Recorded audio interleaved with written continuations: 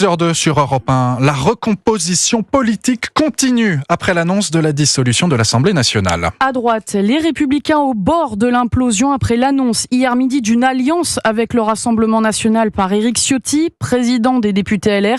Un bureau politique d'urgence est d'ailleurs convoqué cet après-midi. Plusieurs ténors républicains appellent à la démission d'Éric Ciotti. À gauche, les âpres négociations se poursuivent pour acter un programme commun et la répartition des circonscriptions entre les 4 partis qui forment désormais le nouveau Front populaire, LFI, PS, communistes et écologistes.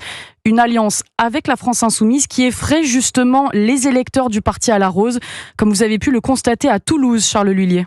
Dans ce quartier très bobo à Toulouse, Raphaël Glucksmann a réalisé un véritable raz-de-marée dimanche. Marlène, enseignante, fait partie des nombreux électeurs à avoir voté pour la liste Place Publique. Et même si son cœur balance à gauche, elle refuse une alliance avec en son sein Jean-Luc Mélenchon. Petit à petit, je trouve qu'il est de plus en plus ingérable parce qu'il est toujours dans la colère, dans l'excès, dans la démesure. Il est d'une grande agressivité. Moi, ça me fait terriblement peur. Une crainte partagée par Gilbert, la cinquantaine, qui vote socialiste depuis ses 18 ans. Selon lui, la France insoumise flirte avec l'antisémitisme. Mélenchon est trop pro-palestinien. Mélenchon est ambigu. On a l'impression que Mélenchon était antisémite. Je vais vous dire sincèrement, si Mélenchon rime Hassan dans cette alliance de gauche, non. Je ne pourrais pas voter pour eux. Non. Pour moi, ça sera blanc. Un vote blanc pour certains, voire même une abstention pour d'autres. La présence insoumise dans l'alliance qui semble donc rédhibitoire pour beaucoup de socialistes, et cela malgré le spectre d'une vague bleu marine en France dans 3 semaines. À Toulouse, Charles Lhuillier, Europe 1.